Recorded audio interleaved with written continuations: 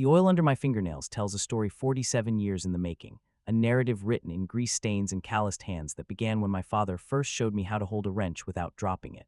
Every morning since I turned 16, I've walked into some version of a garage bay with these same hands, first as Harold's apprentice at Hartwell's Auto Repair, then as his partner, and finally as the keeper of secrets I never knew existed.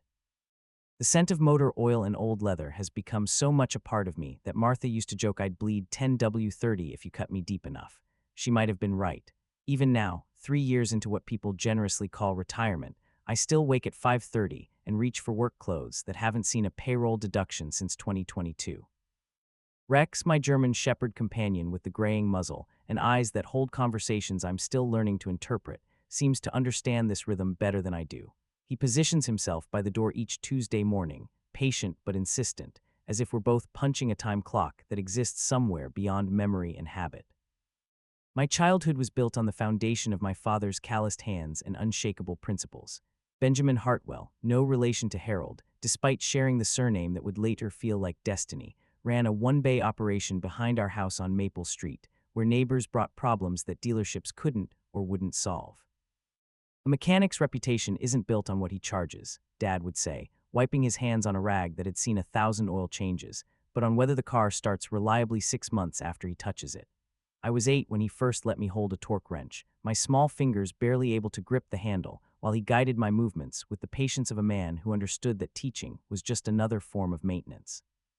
By 12, I could diagnose engine problems by sound alone, distinguishing between the tick of a worn lifter and the knock of carbon buildup with an accuracy that amazed customers and earned my father's quiet pride.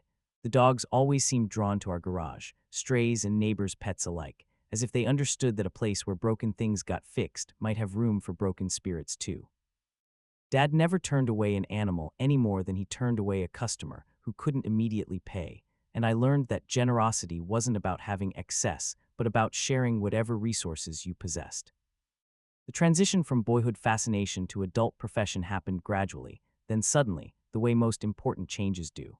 High school ended with college acceptance letters I never opened, because Dad's arthritis was worsening, and the garage needed hands younger than his 62-year-old ones. Martha Henderson, the Methodist minister's daughter with auburn hair and a laugh that made ordinary moments feel like celebrations, understood this choice better than my guidance counselors did. We married the summer I turned 20, in a ceremony where half the congregation had been helped by Dad's generosity at some point, their presence serving as testament to the value of work that served community rather than just profit. Our first apartment was 3 blocks from the garage, close enough that I could walk to work, but far enough that Martha could create a home that smelled like her grandmother's apple pie instead of carburetor cleaner. Rex entered our lives 12 years later, during our first summer in the house on Sycamore Street, a 6-week-old puppy who'd been abandoned at the truck stop outside town. The veterinarian said he was probably part German Shepherd, part something else, but his intelligence and loyalty were unmistakably pure. Martha fell in love with his oversized ears and clumsy attempts at dignity. I was won over by the way he seemed to understand that some people needed constant, unquestioning companionship. By the time Dad retired and I bought the garage from Harold's father, Martha and I had built the kind of life that felt both ordinary and miraculous. Our sons, David and Michael, grew up understanding that honest work was a form of worship and that helping neighbors was as natural as breathing. David followed his mother's intellectual curiosity into teaching high school history. Michael inherited enough of my mechanical aptitude to become an engineer, though he preferred designing systems to repairing them. Both boys learned to change oil and replace brake pads before they were tall enough to see over the hood, not because I expected them to follow my path, but because I wanted them to understand that being helpless in the face of mechanical problems was a choice, not an inevitability. Rex was present for all these lessons, observing from whatever spot offered the best view of both the work and the workers, his tail wagging approval when a repair went smoothly, and his ears flattening with concern when frustrated. Ian crept into someone's voice. Martha would bring sandwiches to the garage on busy Saturdays, turning lunch breaks into family gatherings where grease-stained hands shared stories and Rex received carefully rationed bits of ham. The garage itself became more than a business over those decades. It evolved into something approaching a community institution. Harold Hartwell SR had built the structure in 1962, a solid brick building with 3 bays and an office that smelled perpetually of coffee and cigarette smoke. When I took over in 1987, I kept the bones of the operation but modified the culture, replacing the girly calendars with family photos and community event announcements, installing better ventilation and lighting, creating a waiting area where customers felt comfortable bringing their children.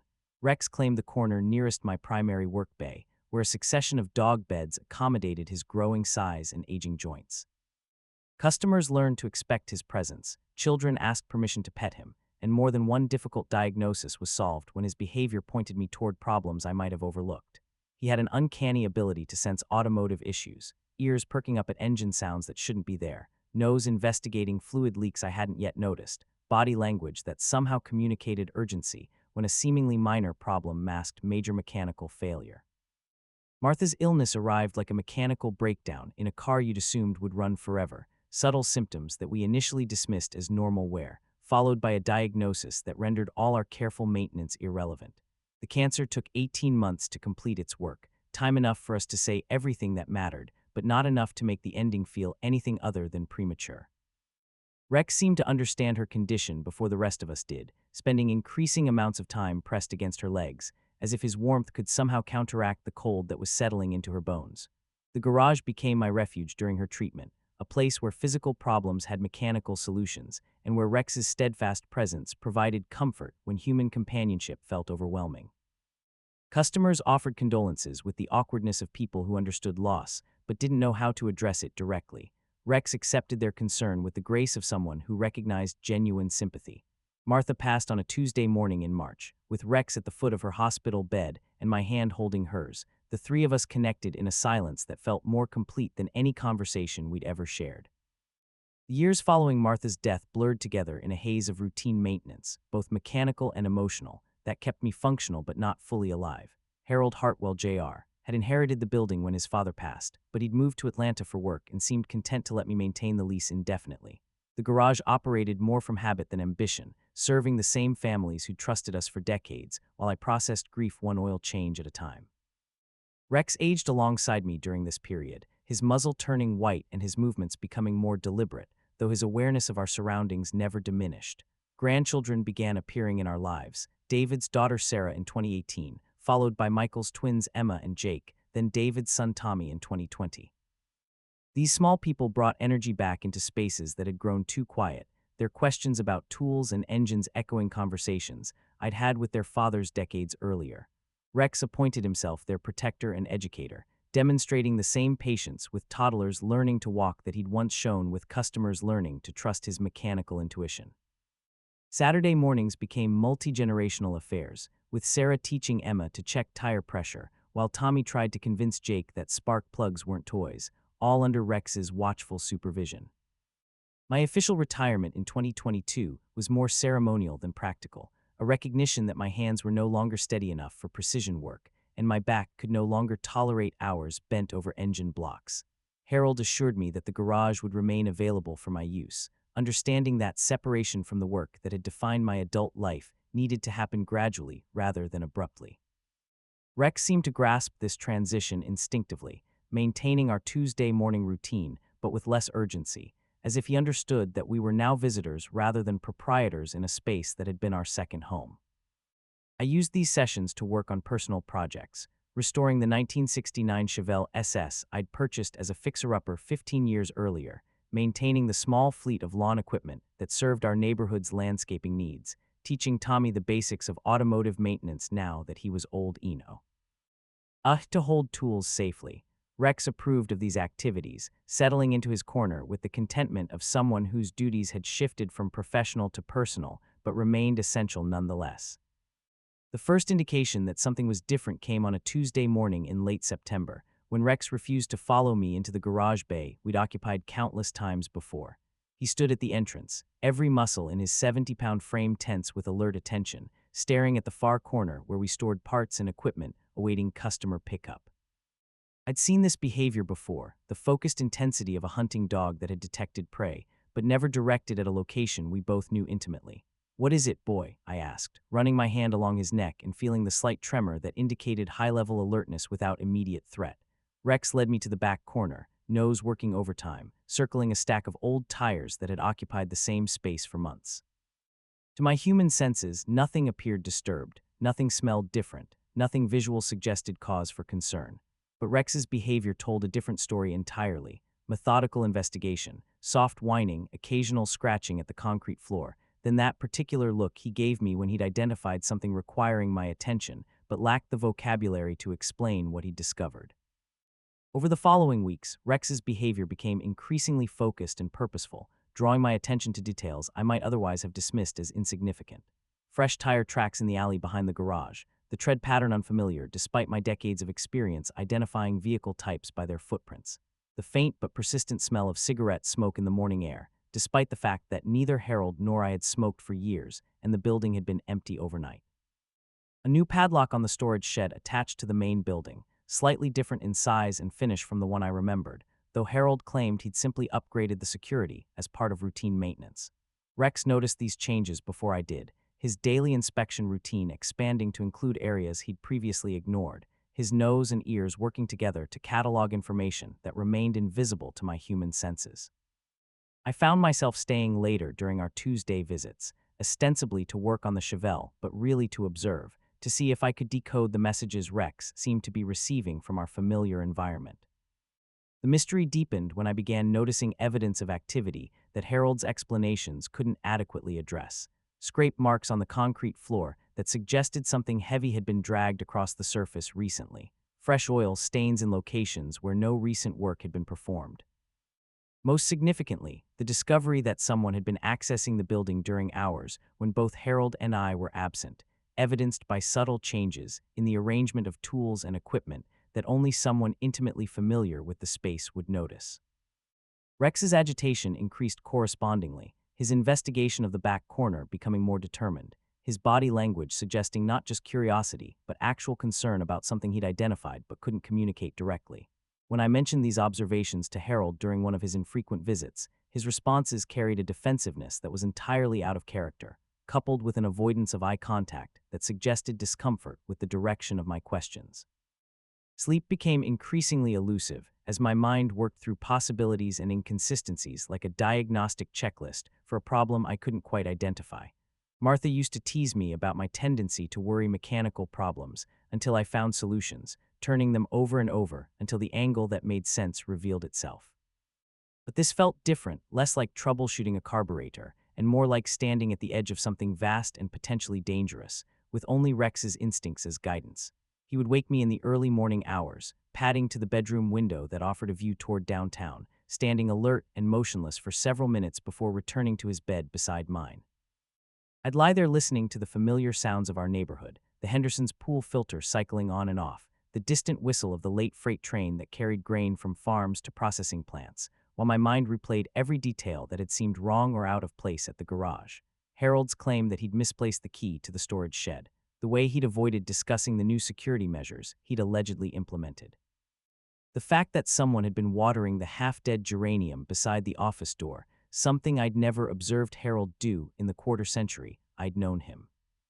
My attempts to address these concerns through direct conversation met with deflection and explanations that were plausible enough to make me question my own perceptions.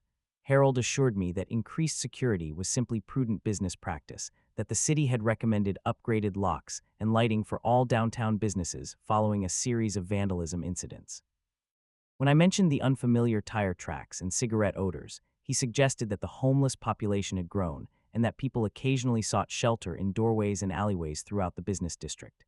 His responses were reasonable, delivered with the confidence of someone providing factual information, yet something in his demeanor suggested discomfort with the questions themselves rather than concern about the issues they addressed. Rex's behavior remained consistently suspicious, focused on that back corner with an intensity that suggested his senses were detecting something my rational mind couldn't yet accept. I found myself taking longer routes home, doubling back to drive past the garage at different times of day, trying to establish patterns or identify anomalies that might validate Rex's increasingly insistent warnings. The pattern of evasion and deflection extended beyond Harold's responses to include subtle changes in the behavior of other people connected to the garage and its history. Mrs. Peterson, whose late husband had worked with Harold's father in the 1970s, became noticeably uncomfortable when I mentioned noticing increased activity around the building. Tom Bradley, who'd served as the building's insurance agent for decades, seemed surprised when I asked about coverage for the storage shed, claiming he wasn't aware the policy included that structure. Most significantly, I discovered that the building's property tax records contained inconsistencies regarding the total square footage and the presence or absence of basement storage space, variations that suggested either clerical errors or deliberate obfuscation of the building's actual configuration.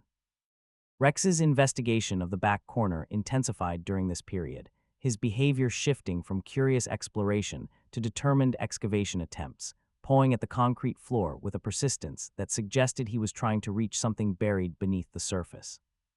The breakthrough came on a gray Thursday morning in October, when Rex led me directly to the stack of old tires and began pawing at the concrete floor with unprecedented determination. When I moved the tires aside to see what had captured his attention so completely, I discovered what he'd been trying to show me for weeks: two metal pipes, each approximately 6 inches in diameter, protruding from the floor at angles that made no sense for any utility system I'd ever encountered. They appeared to have been cut or broken, their edges rough and heavily oxidized, clearly much older than the building itself. The concrete around these pipes had been disturbed and repaired multiple times, the patches layered in a way that suggested they'd been buried and uncovered repeatedly over many years. Rex circled these pipes methodically, his behavior shifting from alert investigation to focused determination, as if he'd finally located the source of whatever had been troubling his instincts for weeks. When I knelt beside Rex to examine the pipes more closely, I could detect variations in temperature and texture that suggested they weren't solid metal, but rather hollow shafts leading somewhere beneath the garage floor. Harold appeared in the doorway just as I was running my hands along the second pipe, and the expression on his face confirmed every suspicion I'd been nurturing.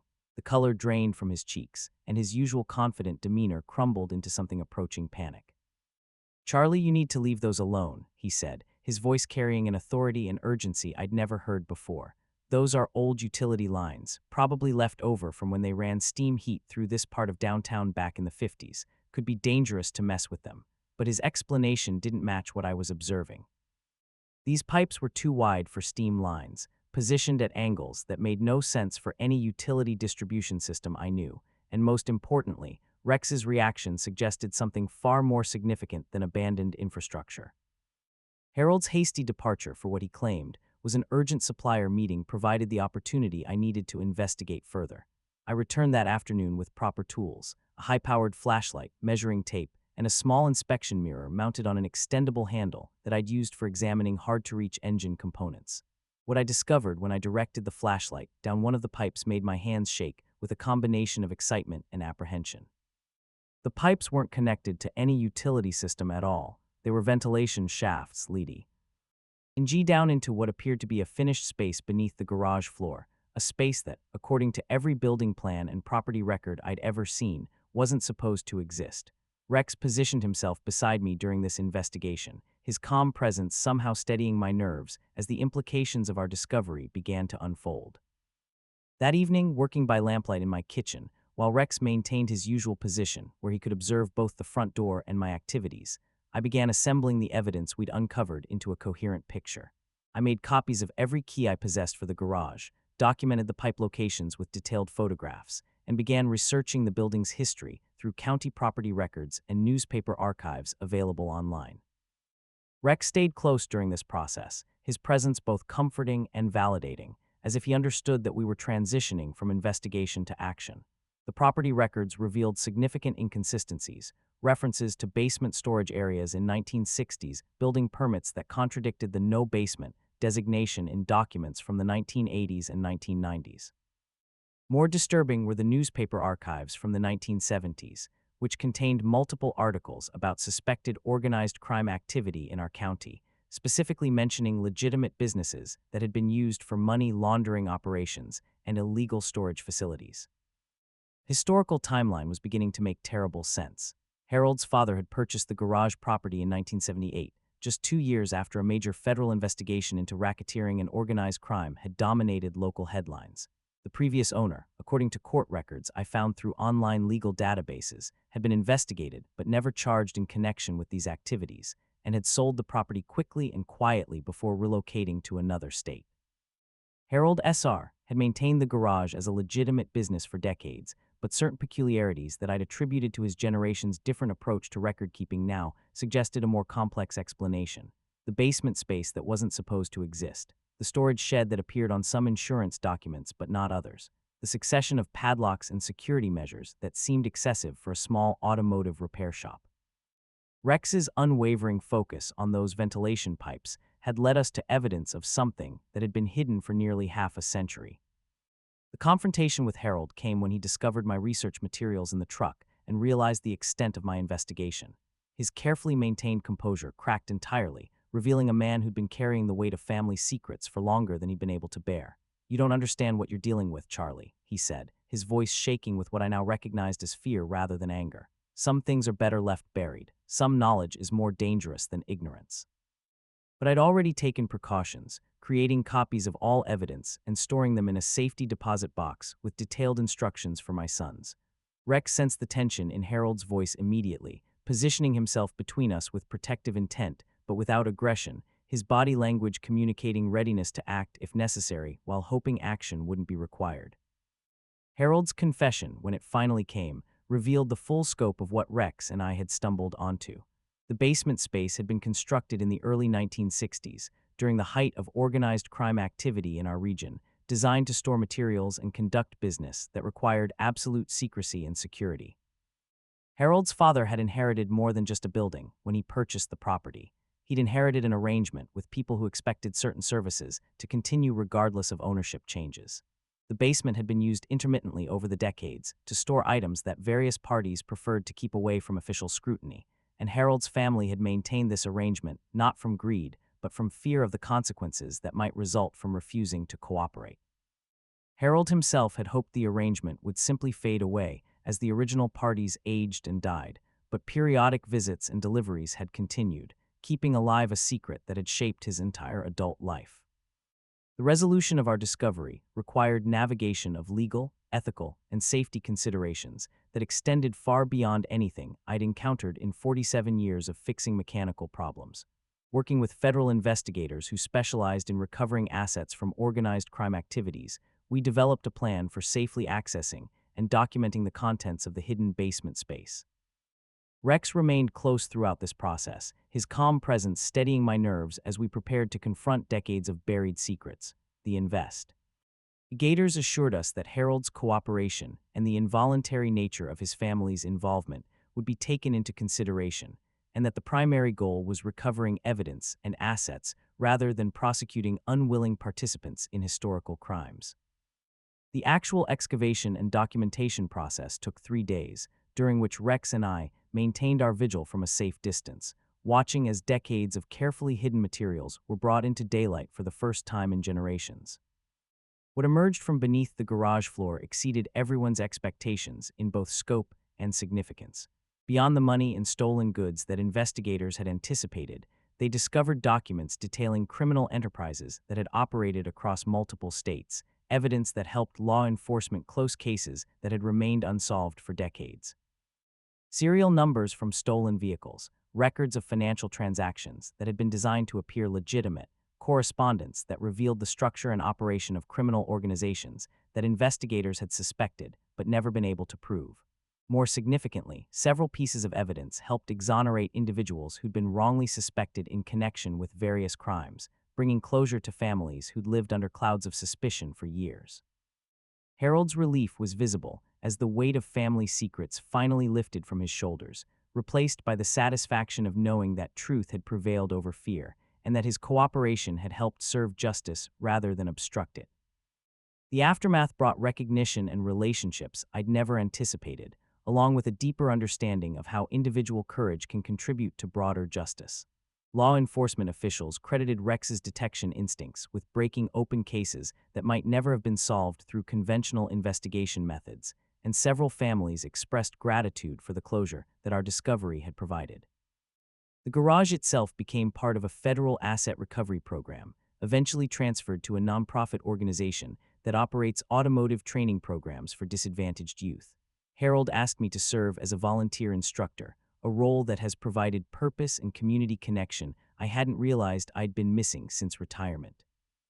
Most surprisingly, the investigation revealed that some of the recovered assets belonged to victims of decades-old crimes, and the process of returning these items to their rightful owners or their families became a source of satisfaction that reminded me why I'd always been drawn to work that involved fixing broken things and restoring them to proper function. Standing in the renovated garage today, watching my grandson Tommy learn to change oil, while Rex supervises from his favorite corner, now bright and clean, and serving its intended purpose as a place where young people learn skills that will serve them throughout their lives.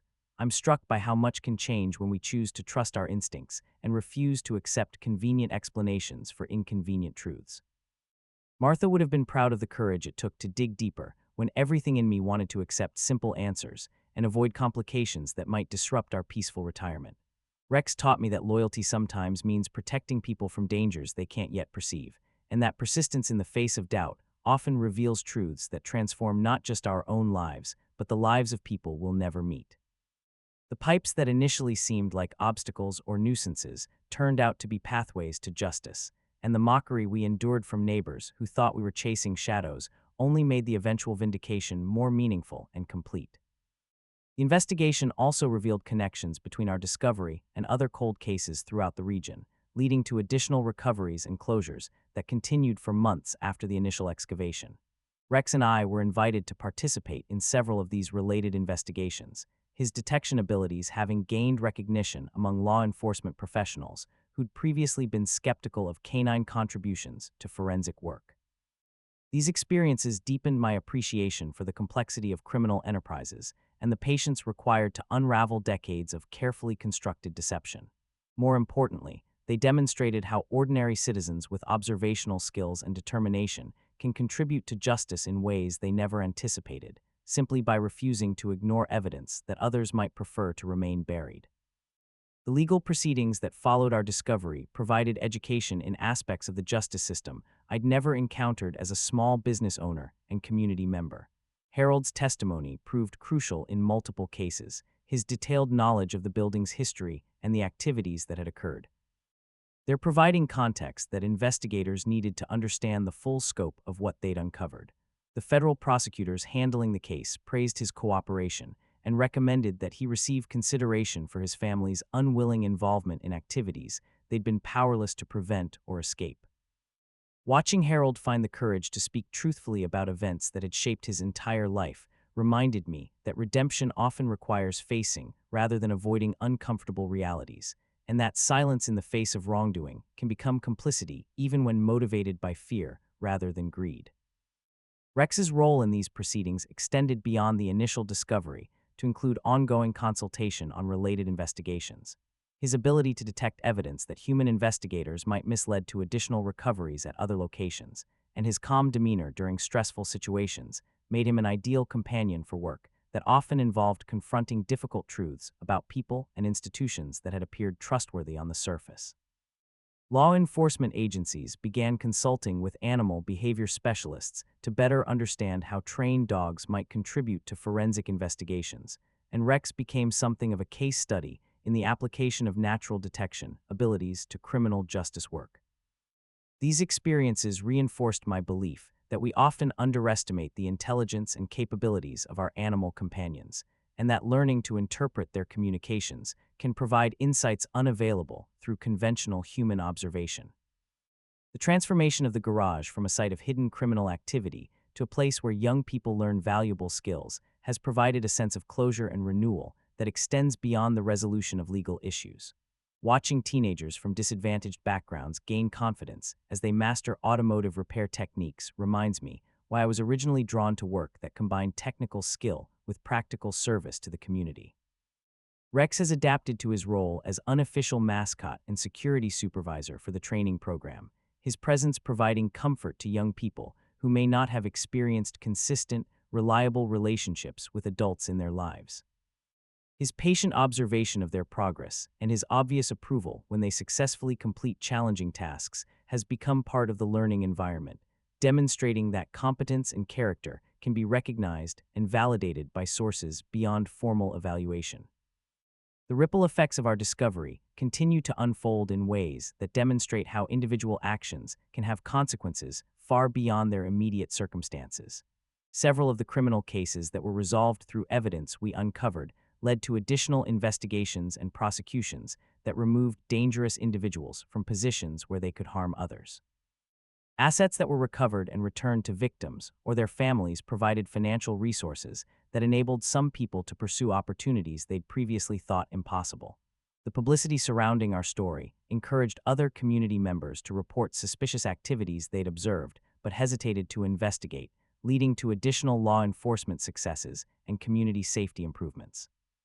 Rex and I have received invitations to speak at civic organizations and law enforcement training programs, sharing our experience as an example of how ordinary citizens can contribute to justice when they combine observation skills with determination and courage. Perhaps most significantly, the experience has deepened my understanding of the ways that truth and justice intersect with courage and community responsibility. The decision to investigate rather than ignore Rex's warnings required overcoming natural tendencies toward comfortable ignorance and conflict avoidance. The choice to contact law enforcement rather than simply walk away from what we discovered required accepting responsibility for consequences we couldn't predict or control. The commitment to see the investigation through to its conclusion required trusting in systems and institutions I'd never been required to navigate previously. Each of these decisions felt difficult at the time, but their cumulative effect has been to restore faith in the possibility that individual actions can contribute to broader justice, and that ordinary people possess capabilities and resources they may never discover unless circumstances require them to move beyond their comfort zones. As I reflect on the months since Rex first alerted me to those mysterious pipes protruding from the garage floor, I'm amazed by how much can change when we pay attention to warnings we might be tempted to dismiss as irrelevant or inconvenient. Rex's instincts led us to discoveries that affected not just our own lives, but the lives of dozens of other people whose stories intersect. With the secrets that had been buried beneath that concrete floor. His patience with my initial skepticism, and his persistence in the face of my tendency to rationalize away inconvenient evidence, taught me that wisdom often comes from sources we might not think to consult, and that the most important truths are sometimes the ones that require the greatest courage to pursue. The pipes that seemed like puzzling obstacles turned out to be invitations to justice, and the mockery we endured from people who thought we were wasting time on meaningless pursuits only made the eventual vindication more satisfying and complete. Standing here in the bright, clean garage, where young people now learn skills that will serve them throughout their lives, with Rex contentedly observing from his corner, while my grandson masters the basics of automotive maintenance, I'm filled with gratitude for the journey that brought us to this place. The investigation taught me that retirement doesn't have to mean withdrawal from meaningful contribution, and that the skills and relationships we build over decades of work can prepare us for challenges we never anticipated facing. Rex taught me that loyalty and love sometimes require protecting people from dangers they can't yet perceive, and that the most important discoveries often begin with paying attention to warnings that others might dismiss as unimportant. Martha would have been proud of the courage we found when circumstances required it, and grateful for the justice that resulted from our willingness to dig deeper when everything around us suggested that ignorance might be more comfortable than truth. Have you ever found yourself in a situation where something felt wrong even though everyone around you insisted everything was perfectly normal? Have you ever had a companion, whether human or animal, whose instincts warned you about dangers you couldn't yet see? Sometimes the most important discoveries happen when we're brave enough to keep digging even when we're not sure what we'll find. And sometimes justice requires ordinary people to do extraordinary things simply because they refuse to look away from uncomfortable truths. I'd love to hear about your experiences with trusting instincts, following warnings others might dismiss, or finding courage you didn't know you possessed when circumstances demanded it. Rex and I learned that the most meaningful adventures often begin with paying attention to details that seem insignificant, and that the most important victories are often the ones that restore faith in the possibility that truth and justice can prevail when good people refuse to remain silent in the face of wrongdoing.